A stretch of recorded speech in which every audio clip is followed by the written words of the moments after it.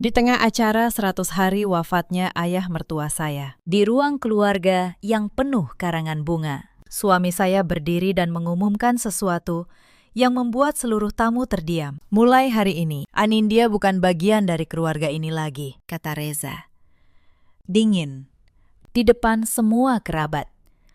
Ibu mertua saya, Bu Hartini, tersenyum puas dari kursinya. Vanya, adik ipar saya, menahan tawa di sudut bibir. Mereka pikir mereka sedang mengusir saya dari rumah ini tanpa membawa apapun. Mereka tidak tahu satu hal. Rumah yang mereka banggakan ini, tanah seluas itu, dan seluruh nama besar keluarga Darmawan secara hukum sudah menjadi milik saya sejak 3 bulan lalu. Halo, sahabat cerita. Selamat datang kembali di kanal ini. Tempat kita merenungi kisah-kisah kehidupan yang syarat pelajaran. Sebelum kita mulai, tuliskan di kolom komentar dari kota mana Anda menyaksikan cerita ini. Jangan lupa tinggalkan jejak dengan menyukai dan berlangganan agar tidak ketinggalan kisah berikutnya. Mari kita mulai. Malam itu, hujan turun perlahan di kawasan Menteng. Lampu-lampu kristal di rumah besar keluarga Darmawan menyala terang, memantul di lantai marmer yang dingin. Aroma melati dari karangan bunga duka masih tercium di setiap sudut. Hari itu, acara 100 hari wafatnya Pak Darmawan, ayah mertua saya. Nama saya Anindya, 34 tahun. Bekerja sebagai notaris di sebuah kantor di kawasan Sudirman. Sudah 8 tahun saya menjadi istri Reza, putra sulung keluarga ini. Selama itu, saya kira kesabaran bisa membeli tempat di hati mereka. Saya keliru. Saya berjalan di antara para tamu, membawa nampan berisi teh hangat, menyapa paman, menuang minuman untuk bibi, memastikan setiap orang merasa dihormati. Sudah 8 tahun saya melakukan ini, tanpa pernah benar-benar dianggap. Di kursi utama, Bu Hartini duduk seperti ratu, kebayanya berkilau. Jemarinya penuh cincin emas. Tatapannya menyapu ruangan dengan rasa memiliki yang seakan tak terbantahkan. Padahal, tidak ada satupun benda di rumah ini yang benar-benar miliknya. Saya menata gelas kristal di meja panjang. Saat itulah, saya menangkap bisikan. Bu Hartini mencondongkan tubuh ke arah Reza. Suaranya pelan, namun tajam. Malam ini, Nak, selesaikan malam ini juga, bisik beliau. Bahu Reza menegang. Senyumnya memudar. Lalu ia melangkah ke tengah ruangan, tepat di bawah lampu kristal yang menurunkan cahaya keemasan ke wajah para tamu. Satu persatu, obrolan berhenti. Reza berdeham, menatap keluarga besar. Suaranya bergetar ringan, lalu mengeras. Seolah membaca naskah yang sudah lama disusun. Terima kasih sudah hadir di acara ayah, katanya. Ada hal penting yang ingin saya sampaikan malam ini. Semua kepala menoleh serempak. Saya berdiri mematung di dekat meja makan. Nampan masih di tangan. Puluhan pasang mata perlahan beralih ke arah saya. Reza menatap lurus. Dingin. Selama bertahun-tahun, saya mencoba bertahan, katanya. Setiap kata seperti palu, tapi keluarga ini butuh ketenangan. Dan Anindya sudah tidak cocok lagi berada di sini. Ucapan itu memantul ke dinding marmer. Beberapa sepupu saling pandang. Seorang bibi menutup mulut, ragu antara iba dan ingin tahu. Di hadapan kalian semua, Reza melanjutkan. Mulai hari ini, saya nyatakan hubungan kami selesai. Anindya bukan bagian dari keluarga Darmawan lagi. Hening jatuh seperti tirai tebal. Lalu meledaklah tawa Bu Hartini, keras dan panjang, memenuhi ruangan seperti genderang perang. Akhirnya, kata beliau, sambil menunjuk saya dengan sorot mata penuh kemenangan, pergilah. Jangan bawa apapun. Semua yang menempel di tubuhmu pun dibeli dengan uang keluarga ini. Vanya, adik ipar saya, ikut tertawa kecil dari sudut ruangan. Kasihan, ya, gumamnya.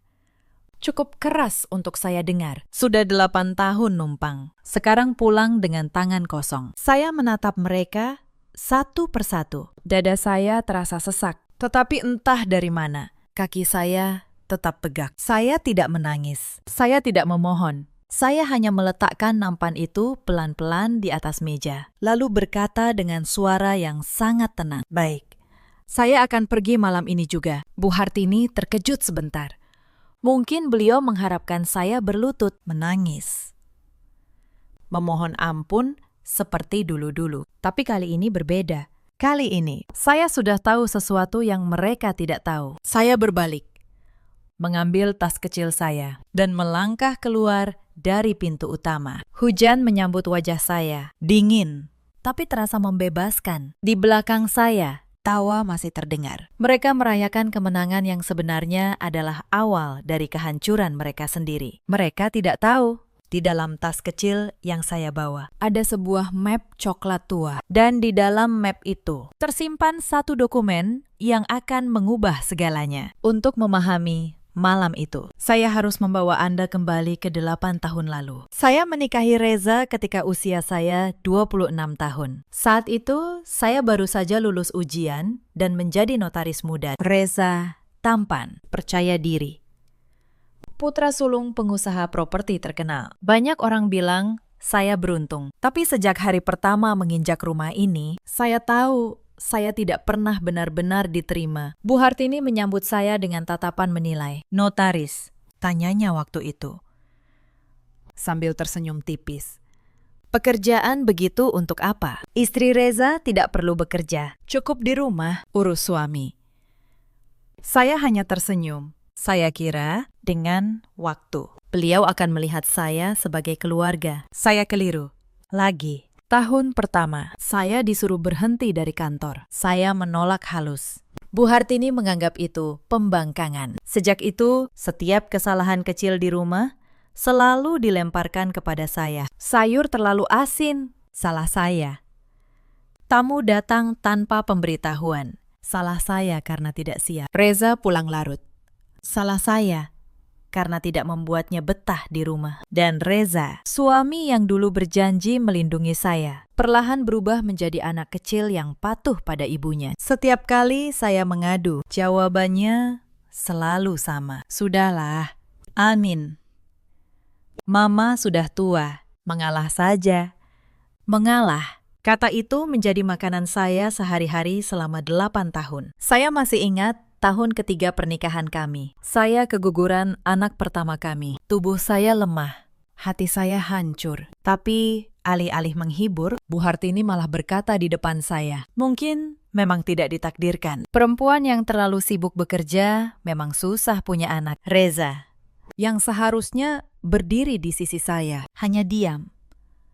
Ia tidak membantah ibunya. Ia bahkan tidak menggenggam tangan saya. Malam itu, saya menangis sendirian di kamar. Sementara dari ruang tamu terdengar tawa keluarga yang membicarakan hal lain. Seolah kehilangan saya tidak berarti apa-apa. Saya juga ingat hari ulang tahun saya yang ke-30. Saya berharap untuk sekali saja mereka mengingat. Tapi hari itu lewat begitu saja, tanpa ucapan, tanpa kue. Yang ada, justru Bu Hartini yang menyuruh saya memasak untuk 12 tamu arisannya, lalu mengkritik masakan saya di depan semua orang. "Begini saja tidak becus," kata beliau sambil tertawa.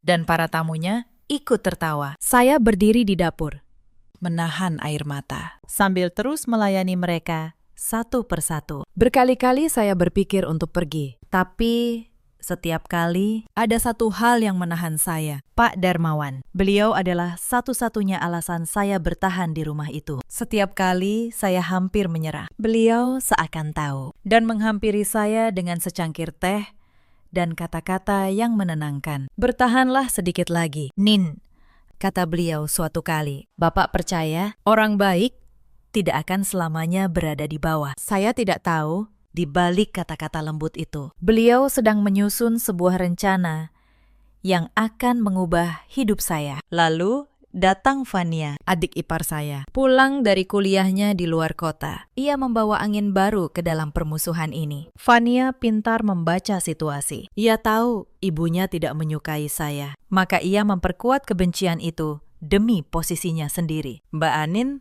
pelit, ya," katanya suatu kali di depan Bu Hartini. "Masa beli tas aja diomongin, padahal Tas itu saya beli dengan gaji saya sendiri untuk keperluan kantor. Tapi di rumah ini, kebenaran tidak pernah penting. Yang penting adalah siapa yang lebih disayang. Satu-satunya orang yang baik kepada saya di rumah ini adalah Pak Darmawan, ayah mertua saya. Beliau pria tua yang tenang, bijak, dan tajam membaca manusia. Di balik wajah lembutnya, beliau memahami segalanya yang terjadi di rumah ini. Jauh lebih dalam daripada yang siapapun kira. "Nin," kata beliau suatu sore saat kami berdua duduk di teras. "Bapak tahu kamu lelah. Bapak melihat semuanya. Saya hanya menunduk. Air mata yang saya tahan selama berbulan-bulan hampir tumpah. Orang yang sabar itu bukan orang yang lemah," lanjut beliau. "Pelan. Justru orang yang sabar itu sedang menunggu waktu yang tepat. Suatu hari, kamu akan mengerti maksud Bapak."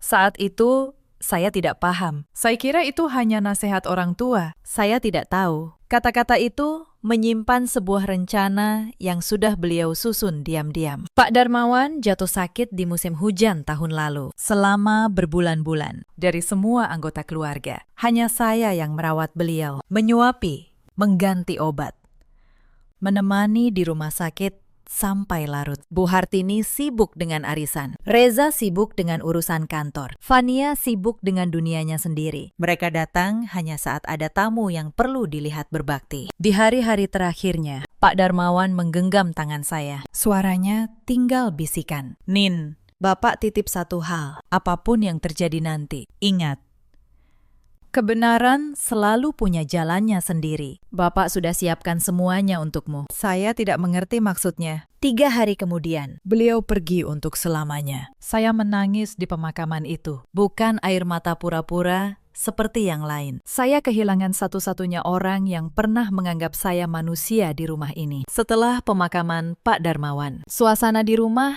berubah cepat. Karangan bunga belum layu, tapi mata mereka sudah berkilat memandang warisan. Bu Hartini mulai bicara terang-terangan tentang harta. Tentang rumah di Menteng, tanah di Bogor, ruko di kota, dan saham perusahaan properti yang dibangun Pak Darmawan dari nol. Semua ini harus jelas pembagiannya, kata beliau dalam sebuah makan malam. Reza, anak sulung. Dia yang pegang perusahaan. Fania dapat ruko dan tanah. Rumah ini jelas punya mama. Saya duduk diam di ujung meja. Tidak ada nama saya disebut. Seoya 8 tahun saya tidak pernah ada. "Mbak Anin tidak usah ikut campur urusan warisan."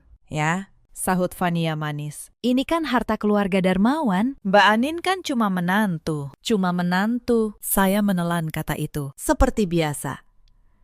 Tapi malam itu di kamar, saya membuka laci tua di meja rias saya. Di dalamnya ada map coklat yang dititipkan Pak Darmawan kepada saya 2 minggu sebelum beliau wafat. Beliau memberikannya dalam diam sambil berkata, "Simpan ini, jangan dibuka sampai waktunya tiba. Kamu akan tahu kapan." Selama ini saya tidak berani membukanya. Tapi malam itu hati saya berkata, mungkin inilah waktunya. Saya membuka map itu dengan tangan gemetar. Dan apa yang saya baca membuat napas saya tertahan. Di dalamnya ada surat wasiat resmi, ditandatangani Pak Darmawan, dibubuhi materai. Disahkan oleh seorang notaris senior yang saya kenal, namanya di kalangan profesi. Isinya jelas, Pak Darmawan dalam keadaan sehat akal dan pikiran, mewariskan seluruh harta utamanya, rumah di Menteng, tanah di Bogor, dan mayoritas saham perusahaan. Bukan kepada Reza, bukan kepada Bu Hartini, bukan kepada Fania,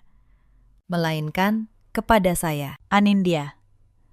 Saya membaca ulang berkali-kali, memastikan saya tidak salah. Tapi tidak, nama saya tertulis jelas di sana sebagai ahli waris utama. Di halaman terakhir, ada catatan tulisan tangan beliau. Untuk Anindya, satu-satunya orang di rumah ini yang masih punya hati. Bapak tahu mereka akan mencampakkanmu setelah Bapak tiada. Maka Bapak siapkan ini, agar kelak kamu tidak pergi dengan tangan kosong. Gunakan dengan bijak. Nak, Keadilan kadang datang terlambat, tapi ia selalu datang. Air mata saya jatuh ke atas kertas itu. Bukan air mata sedih kali ini. Air mata seorang yang akhirnya merasa dilihat. Sebagai notaris, saya tahu persis kekuatan dokumen ini. Surat wasiat yang sah, dibuat di hadapan notaris, dengan saksi yang lengkap, adalah bukti yang hampir mustahil dibantah di pengadilan.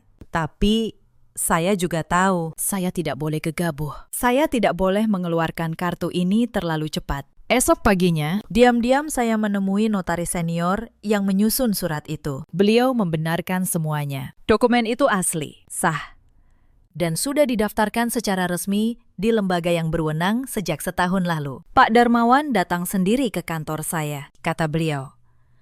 Beliau bilang, ini untuk melindungi seseorang yang akan dikhianati. Saya tidak bertanya lebih. Sekarang saya mengerti maksud beliau. Saya menyusun langkah dengan tenang. Saya mengurus sertifikat, mengecek status saham, memverifikasi setiap aset. Sebagai notaris, saya tahu jalur hukumnya. Semua harus rapi, hitam di atas putih sebelum saya bertindak. Saya menghabiskan malam demi malam mempelajari struktur kepemilikan perusahaan Pak Darmawan. Setiap lembar saham, setiap sertifikat tanah, setiap rekening. Saya menelusurinya satu persatu, memastikan tidak ada satu celah pun yang bisa dimanfaatkan lawan untuk menggugat di kemudian hari. Saya juga menemui Pak Sutopo, seorang pengacara senior yang reputasinya tak diragukan dalam sengketa waris. Saya menceritakan semuanya dan menyerahkan seluruh dokumen. Pak Sutopo membaca berkas itu dengan saksama, lalu mengangguk pelan. Bu Anindya, katanya, dokumen ini sangat kuat. Pak Darmawan menyusunnya dengan kehati-hatian, seorang yang tahu persis apa yang ia lakukan. Hampir mustahil dibantah. Tapi kita harus bergerak dengan sabar dan terukur. Jangan beri mereka kesempatan menuduh kita tergesa-gesa. Saya setuju. Saya tidak ingin menang dengan cara yang bisa dipertanyakan. Saya ingin menang dengan cara yang bersih, sah, dan tak terbantahkan. Seperti yang Pak Darmawan ajarkan, kebenaran selalu punya jalannya sendiri. Sementara saya bekerja dalam diam, saya tetap menjalani peran saya di rumah seperti biasa, menyajikan teh, melayani tamu, menahan setiap hinaan.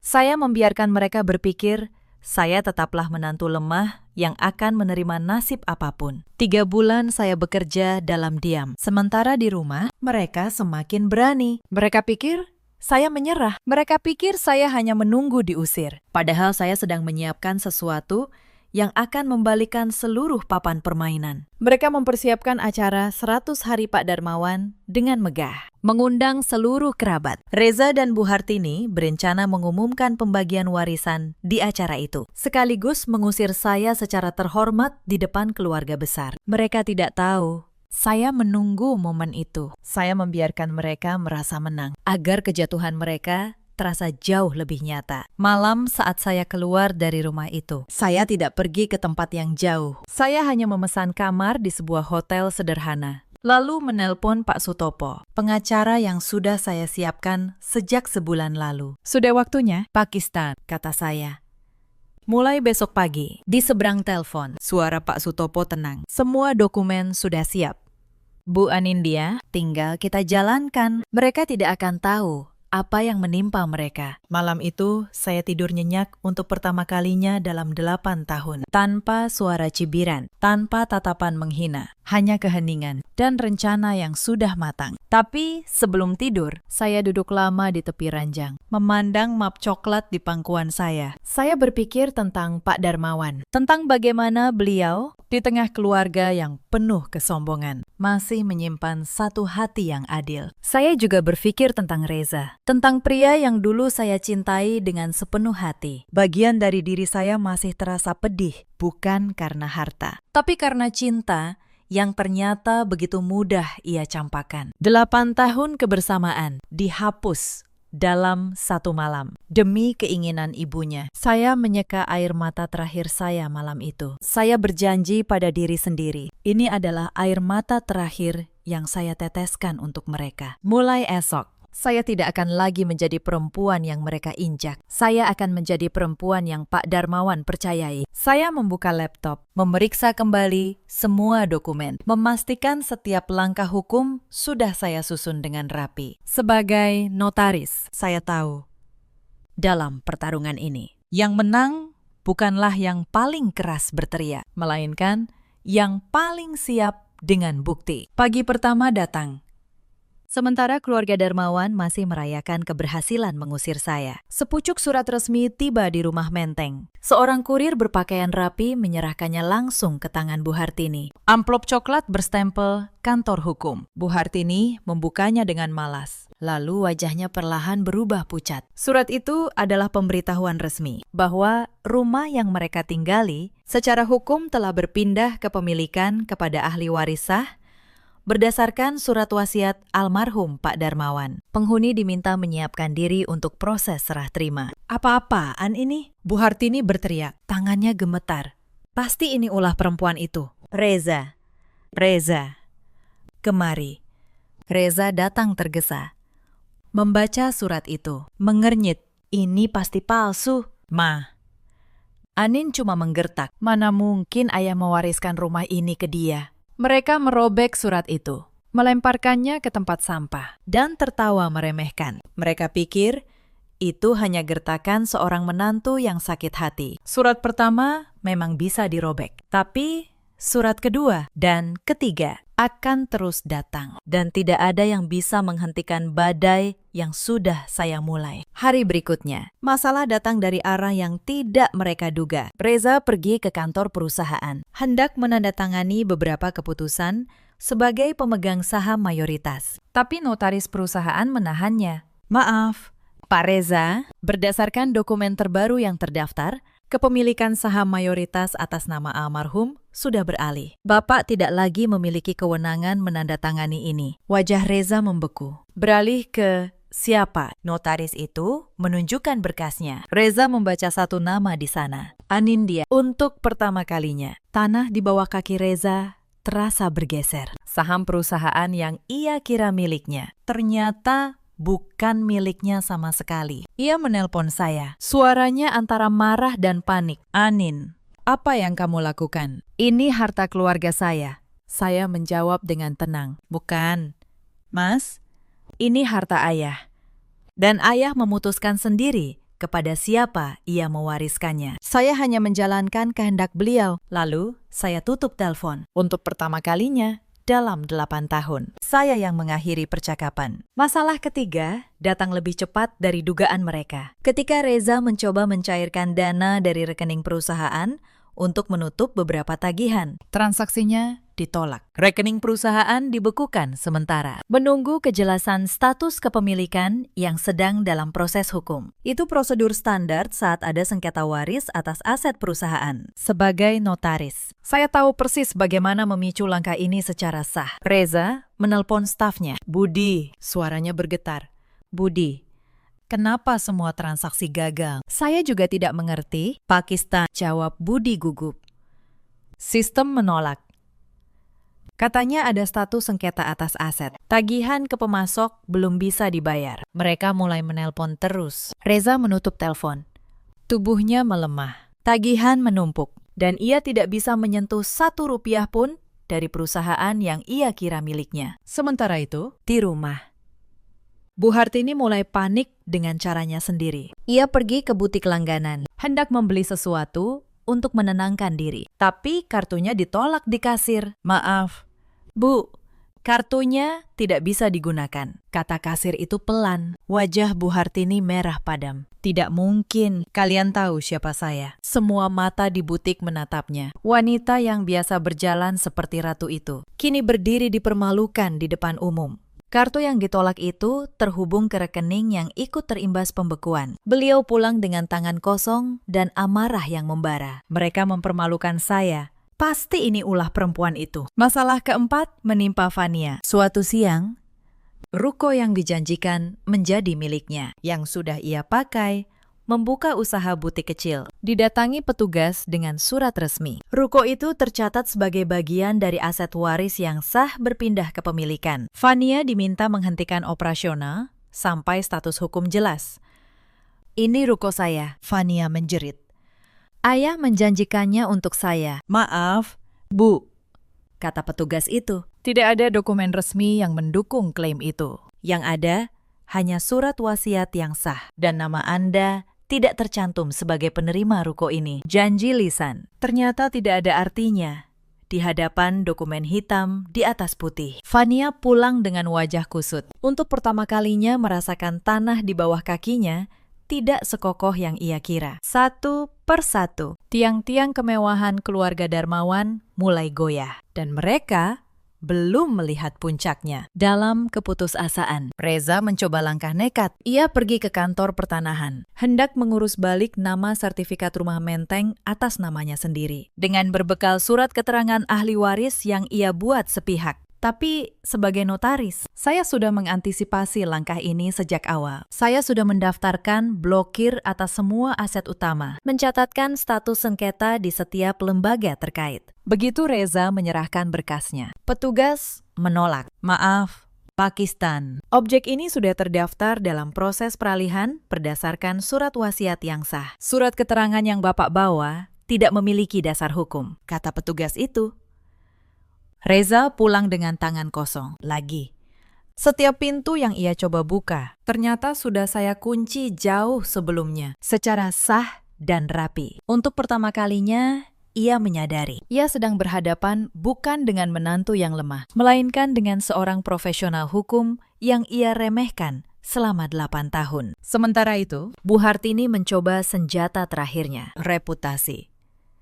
Ia menelpon satu persatu kerabat, menyebarkan cerita bahwa saya perempuan licik yang menipu orang tua sekarat. Ia berharap seluruh keluarga besar berbalik membenci saya. Tapi rencana itu justru berbalik menyerangnya. Sebab beberapa kerabat yang ia telpon adalah orang-orang yang menyaksikan langsung malam pengusiran itu. Mereka ingat bagaimana saya diusir tanpa belas kasihan, ditertawakan, dipermalukan di depan umum. Dan mereka ingat siapa yang merawat Pak Darmawan di hari-hari terakhirnya? Bu Hartini, kata salah seorang paman dengan dingin di telepon. Saya melihat sendiri malam itu. Anindya pergi tanpa membawa apapun. Dan kalian semua tertawa. Sekarang ibu minta kami membela ibu. Maaf, saya tidak bisa. Satu persatu, kerabat yang dulu diam, kini berpaling. Reputasi yang Bu Hartini bangun di atas kesombongan runtuh oleh perbuatannya sendiri. Lalu datang pukulan yang paling tidak mereka duga. Ternyata, selama tahun-tahun terakhir hidupnya, Pak Darmawan diam-diam menanggung sejumlah utang pribadi untuk menutupi gaya hidup mewah keluarganya. Utang itu kini mulai ditagih oleh para pemberi pinjaman. Karena Bu Hartini dan Reza mengira mereka mewarisi seluruh harta. Mereka juga otomatis menanggung kewajiban yang melekat. Para penagih mulai berdatangan ke rumah kontrakan mereka, membawa surat dan tuntutan. Ini tidak adil, jerit Bu Hartini suatu hari. Kenapa hartanya pergi ke perempuan itu? Tapi utangnya jatuh ke kami. Tapi hukum tidak mengenal kata kasihan. Untuk mereka yang dulu tak punya kasihan. Yang menerima warisan utama dengan dokumen sah adalah saya. Sementara kewajiban tertentu yang tidak tercakup dalam wasiat tetap melekat pada ahli waris menurut hukum. Sebuah ironi yang pahit bagi mereka. Di tengah semua kekacauan itu, Fania datang menemui saya seorang diri, tanpa ibunya, tanpa Reza. Wajahnya yang dulu penuh kesombongan, kini layu dan basah air mata. Mbak Anin, katanya terisak. Saya minta maaf. Dulu saya jahat sama Mbak. Saya tahu saya salah. Tolong, bantu kami. Mama sudah tua. Dia tidak kuat hidup begini. Saya menatap Fania lama. Saya melihat seorang perempuan muda yang akhirnya merasakan akibat dari pilihan-pilihannya. Fania, kata saya pelan. Maaf yang kamu ucapkan sekarang, saya terima. Tapi maaf, itu tidak bisa memutar waktu. Ada hal-hal yang sudah terjadi dan harus dijalani konsekuensinya. Fania menunduk. Isaknya semakin keras. Tapi lanjut saya. Saya tidak akan membiarkan Bu Hartini kelaparan. Bukan karena beliau pantas, Tapi karena saya tidak ingin menjadi seperti kalian dulu, saya akan bantu sekadarnya untuk kebutuhan dasar, bukan untuk mengembalikan kemewahan yang sudah hilang. Fania mengangkat wajahnya, terkejut.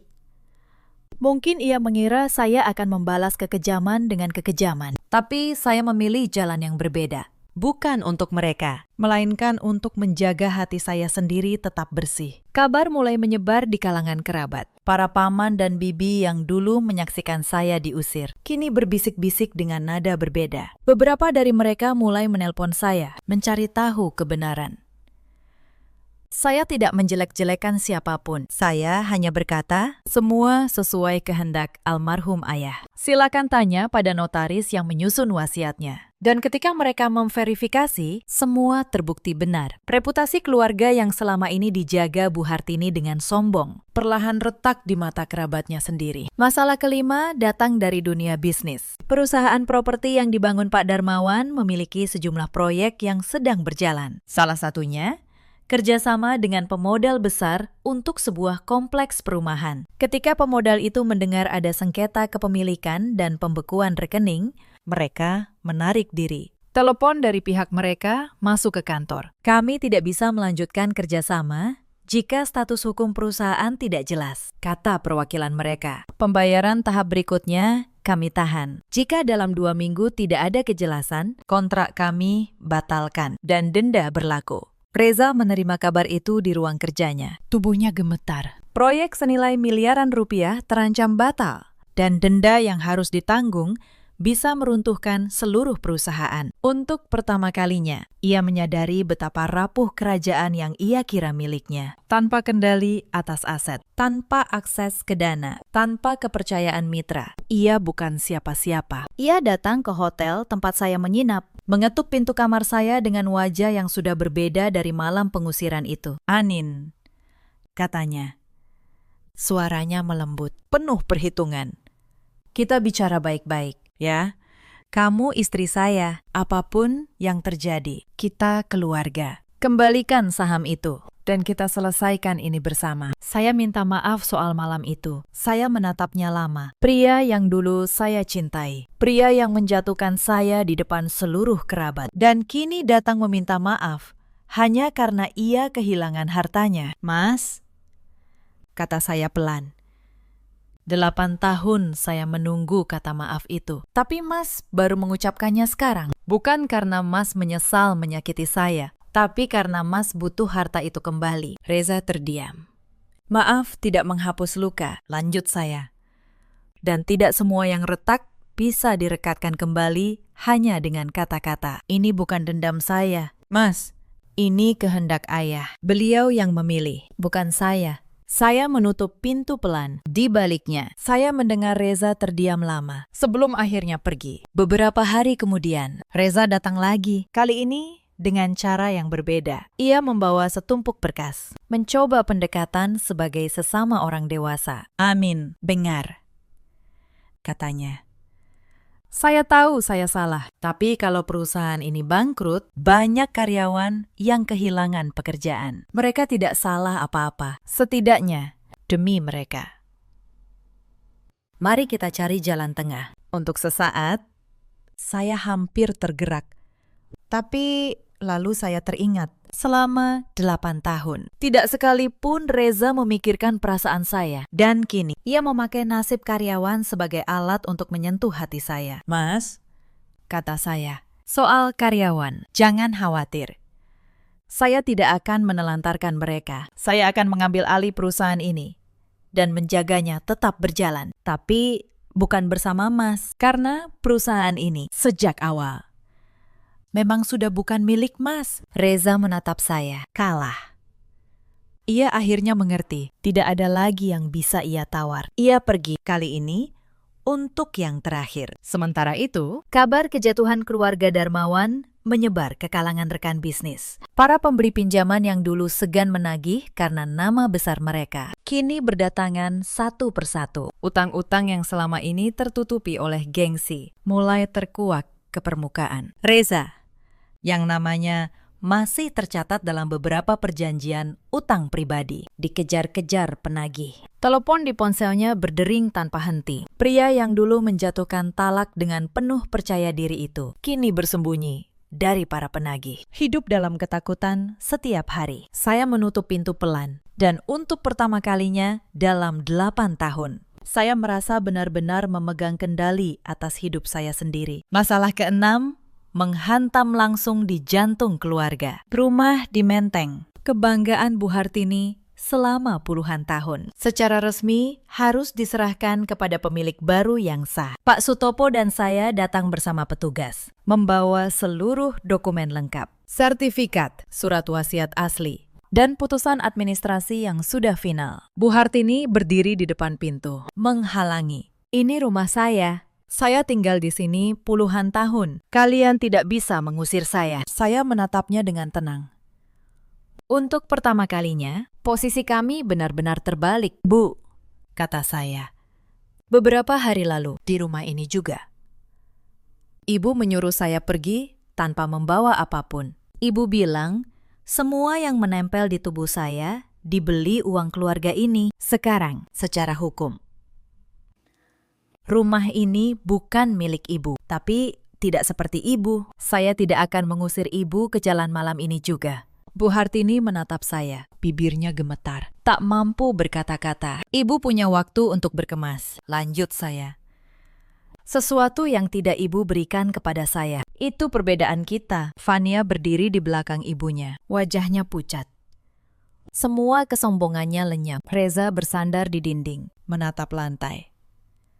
Tak berani memandang saya. Saya menyerahkan surat resmi terakhir. Surat ketiga, yang tidak bisa lagi mereka robek, karena di belakangnya ada kekuatan hukum yang utuh. Hari itu, untuk pertama kalinya, rumah besar di Menteng terasa hening, tanpa tawa menghina. Hanya ada suara koper yang diseret, dan isak tangis seorang wanita yang dulu merasa tak tersentuh. Tapi keluarga Darmawan belum menyerah. Bu Hartini, dengan sisa kesombongannya, menyewa pengacara, dan mengajukan gugatan. Ia menuduh surat wasiat itu palsu, menuduh saya memanipulasi Pak Darmawan di hari-hari sakitnya. Maka digelarlah pertemuan keluarga besar. Semua kerabat diundang di sebuah ruang pertemuan untuk menyaksikan kebenaran secara terbuka. Hadir pula notaris yang menyusun wasiat, dan Pak Sutopo di sisi saya. Bu Hartini bicara lebih dulu. Suaranya lantang, penuh tuduhan. Perempuan ini memanfaatkan suami saya yang sedang sakit. Ia memaksa Bapak menandatangani surat itu. Saya tidak percaya Bapak setega itu pada anak-anaknya sendiri. Beberapa kerabat mulai ragu, terpengaruh oleh air mata buatannya. Lalu tiba giliran saya berdiri. Saya tidak meninggikan suara. Saya hanya membuka map coklat dan mengeluarkan dokumen-dokumen yang sudah saya siapkan selama 3 bulan. Ibu menuduh saya memalsukan wasiat. Kata saya, tenang. Mari kita lihat kebenarannya. Hitam di atas putih. Saya menyerahkan surat wasiat asli, lengkap dengan materai, tanda tangan, dan stempel notaris. Lalu saya mempersilakan notaris penyusun untuk bicara. Saya yang menyusun surat ini, kata beliau. Pak Darmawan datang sendiri ke kantor saya setahun lalu, dalam keadaan sehat akal dan pikiran, ditemani 2 saksi independen. Beliau sadar penuh atas keputusannya. Semuanya terekam dan terdokumentasi resmi. Ruangan terdiam. Lalu, saya mengeluarkan satu hal lagi. Sepucuk surat tulisan tangan Pak Darmawan yang beliau tinggalkan bersama wasiat itu. Saya membacakannya dengan suara bergetar. Untuk keluargaku. Jika kalian membaca ini, berarti yang Bapak takutkan sudah terjadi. Bapak menyaksikan selama bertahun-tahun bagaimana kalian memperlakukan Anindya, menantu yang merawat Bapak di saat kalian sibuk dengan diri sendiri. Bapak mewariskan harta ini kepadanya, bukan untuk menghukum kalian, tapi untuk mengajari kalian satu hal, bahwa kehormatan tidak diukur dari darah, melainkan dari hati. Saat surat itu selesai dibaca, ruangan hening total. Beberapa kerabat menunduk malu. Mereka teringat malam itu, saat saya diusir dan ditertawakan. Sementara tak satu pun dari mereka membela. Bu Hartini terduduk lemas. Tuduhannya runtuh. Fania menangis dalam diam. Reza menatap lantai, tak mampu mengangkat wajahnya. Tidak ada lagi yang bisa mereka katakan. Kebenaran sudah berbicara. Jauh lebih keras daripada semua hinaan yang pernah mereka lemparkan kepada saya. Tapi Bu Hartini tidak mudah menyerah. Pengacaranya mengajukan banding, mencoba mencari celah, menghadirkan saksi-saksi yang mengaku bahwa Pak Darmawan sudah pikun di akhir hayatnya. Saya sudah menduga langkah ini. Maka, di persidangan, Pak Sutopo menghadirkan bukti yang tak terbantahkan. Rekaman video saat Pak Darmawan menandatangani wasiat, lengkap dengan pemeriksaan dari dokter yang menyatakan beliau sehat akal dan pikiran pada hari itu. Beliau memang menyiapkan segalanya, jauh lebih matang dari yang saya kira. Di rekaman itu, suara Pak Darmawan terdengar jelas dan tenang. Saya, Darmawan, dalam keadaan sadar penuh, mewariskan harta saya kepada menantu saya, Anindya. Bukan karena yang lain tidak berhak, tapi karena dialah satu-satunya yang memperlakukan saya sebagai manusia, bukan sebagai sumber harta. Ruang sidang terdiam. Pengacara Bu Hartini tak punya lagi yang bisa dikatakan. Hakim mengetuk palu. Banding ditolak. Wasiat itu sah, final, dan mengikat. Gugatan itu kandas. Pengadilan menguatkan keabsahan surat wasiat. Secara hukum, semuanya selesai. Tidak ada lagi celah untuk dibantah. Saat keluar dari ruang sidang, saya melihat Bu Hartini terduduk di kursi. Tubuhnya gemetar.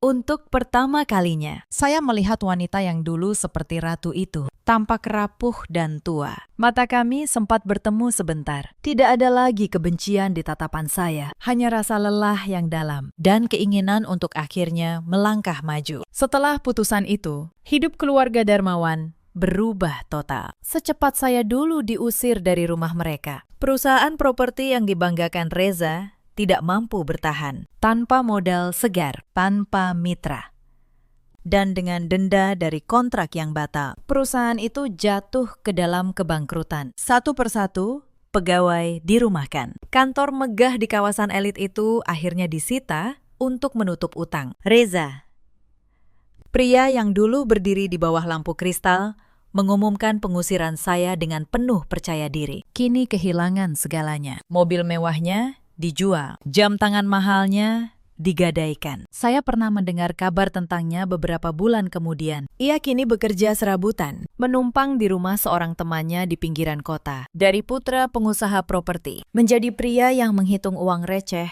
untuk makan sehari-hari. Suatu sore, saya tidak sengaja berpapasan dengannya di sebuah jalan. Ia terlihat kurus, lelah, dengan pakaian yang sudah usang. Saat melihat saya, ia hanya berdiri kaku, lalu menunduk. Saya tidak menertawakannya.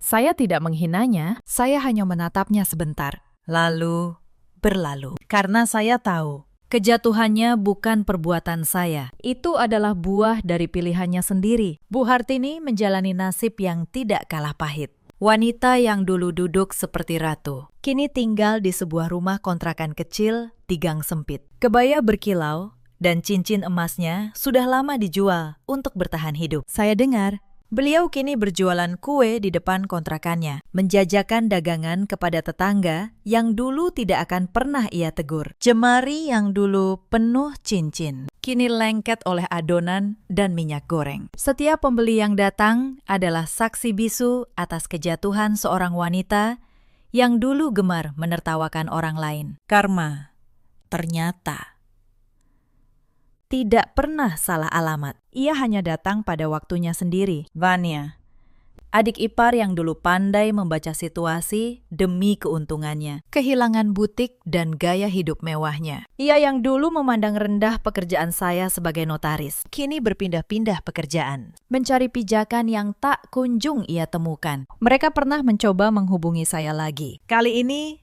bukan dengan hinaan, tapi dengan permohonan, meminta bantuan, meminta belas kasihan, mengingatkan bahwa kami dulu satu keluarga. Saya tidak membalas dengan kejam, tapi saya juga tidak kembali menjadi orang yang bisa mereka injak. Saya memilih untuk melepaskan, bukan untuk membalas, melainkan untuk membebaskan diri saya sendiri dari masa lalu yang menyakitkan. Sebagian harta warisan itu sesuai bisikan hati saya kelola untuk hal yang lebih bermakna. Saya membangun sebuah yayasan kecil yang membantu para perempuan yang terjebak dalam rumah tangga yang merendahkan mereka. Perempuan-perempuan yang dulu seperti saya merasa tidak punya pilihan. Pak Darmawan pernah berkata, gunakan dengan bijak. Dan saya percaya inilah cara terbaik menghormati kepercayaan beliau. Yayasan itu saya beri nama sederhana, mengambil dari pesan terakhir beliau, Rumah Kebenaran. Di sana, para perempuan yang terjebak dalam pernikahan yang merendahkan mendapat tempat berlindung, bantuan hukum, dan yang terpenting, harga diri mereka kembali. Saya mengelola perusahaan properti warisan itu dengan tangan saya sendiri. Banyak yang meragukan, mengira seorang notaris tidak akan sanggup menjalankan bisnis. Tapi dalam 2 tahun, perusahaan itu kembali sehat. Bahkan tumbuh lebih besar dari sebelumnya. Saya membuktikan bahwa kemampuan seorang perempuan tidak pernah ditentukan oleh siapa yang merendahkannya. Suatu hari, saya diundang menjadi pembicara di sebuah acara tentang pemberdayaan perempuan. Saya berdiri di atas panggung, menatap ratusan wajah di hadapan saya, dan menceritakan kisah ini, tanpa menyebut nama siapapun, tanpa dendam. Pernah ada masa, kata saya, saat saya merasa tidak berharga di rumah saya sendiri, saat saya diusir tanpa membawa apapun, ditertawakan oleh orang-orang yang seharusnya menjadi keluarga. Tapi saya belajar satu hal, bahwa nilai kita tidak pernah ada di tangan orang yang merendahkan kita. Nilai kita ada di dalam diri kita sendiri. Tepuk tangan bergema di ruangan itu. Tapi yang membuat saya paling bahagia bukan tepuk tangan itu, melainkan wajah-wajah perempuan di barisan depan yang matanya berkaca-kaca karena mereka merasa akhirnya ada yang memahami mereka. Malam ini, saya berdiri di balik jendela kaca apartemen saya yang tenang, memandang kota yang berkelip di bawah sana, secangkir teh hangat di tangan, dan ketenangan yang dulu tak pernah saya miliki. Tidak ada tawa kemenangan, tidak ada sorak balas dendam, hanya kedamaian yang dalam. Karena saya akhirnya mengerti maksud Pak Darmawan. Beberapa hari sebelum malam ini, saya menyempatkan diri pergi ke makam beliau, sendirian, membawa seikat melati, bunga kesukaannya. Saya berdiri lama di depan nisan itu, dalam keheningan sore yang lembut. Bapak, bisik saya pelan. Terima kasih, bukan untuk harta yang Bapak wariskan, tapi untuk satu hal yang lebih berharga, untuk pernah percaya kepada saya, di saat tidak ada satupun yang melakukannya. Bapak benar, kebenaran selalu punya jalannya sendiri. Angin sore berembus lembut, seakan menjawab. Saya tersenyum, lalu pulang dengan hati yang ringan. Kemenangan sejati adalah saat saya bebas. Bebas dari belenggu rasa rendah diri. Bebas dari keluarga yang hanya menghargai harta dan gengsi. Bebas untuk menjadi diri saya sendiri, utuh dan dihormati. Cerita ini mengajarkan kita banyak hal. Bahwa kesabaran bukanlah kelemahan, melainkan kekuatan yang sedang menunggu waktunya. Dan bahwa kebaikan yang tulus, meski sering tak terlihat, pada akhirnya selalu menemukan jalannya untuk dihargai. Jangan pernah merendahkan seseorang hanya karena ia diam dan mengalah. Sebab diamnya orang yang sabar bisa jadi adalah badai yang sedang menahan diri. Dan jangan pernah mengukur nilai seseorang dari hartanya, sebab harta bisa berpindah dalam semalam. Tapi hati yang baik akan tetap bersamamu selamanya. Di luar sana, ada banyak perempuan yang mungkin sedang berada di posisi saya dulu. Merasa tidak dihargai di rumah sendiri. Dipaksa mengalah terus-menerus. Kehilangan suara demi menjaga keutuhan yang sebenarnya sudah retak. Untuk kalian, ketahuilah, harga diri kalian tidak pernah ditentukan oleh orang yang merendahkan kalian. Ada juga banyak suami seperti Reza di luar sana. Lelaki yang lupa pada janji untuk melindungi, yang lebih memilih ketenangan semu daripada membela orang yang seharusnya ia jaga. Pada akhirnya, mereka kehilangan bukan hanya harta, tapi juga satu-satunya orang yang pernah benar-benar tulus mencintai mereka. Dan ada pula para ibu mertua seperti Bu Hartini yang menghabiskan hidupnya menghitung siapa yang lebih pantas. Lupa bahwa rumah tidak dibangun dari kesombongan, melainkan dari kasih sayang. Tidak semua luka bisa sembuh dengan kata maaf. Tapi setiap orang punya pilihan untuk membalas dengan kebencian atau melepaskan demi kedamaian sendiri. Saya memilih yang kedua, bukan karena saya lebih kuat, tapi karena saya tidak ingin masa lalu terus memenjarakan saya dalam hidup. Kita semua punya pilihan tentang bagaimana memperlakukan orang lain. Maka perlakukanlah setiap orang dengan hormat. Sebab roda kehidupan selalu berputar. Dan kita tidak pernah tahu kapan kita akan berada di posisi yang berbeda. Bagaimana menurut Anda kisah ini? Ceritakan pendapat dan pengalaman kalian di kolom komentar. Jika kisah ini menyentuh hati Anda, jangan lupa untuk membagikannya kepada orang-orang terdekat. Terima kasih sudah menemani sampai akhir, dan sampai jumpa di kisah berikutnya.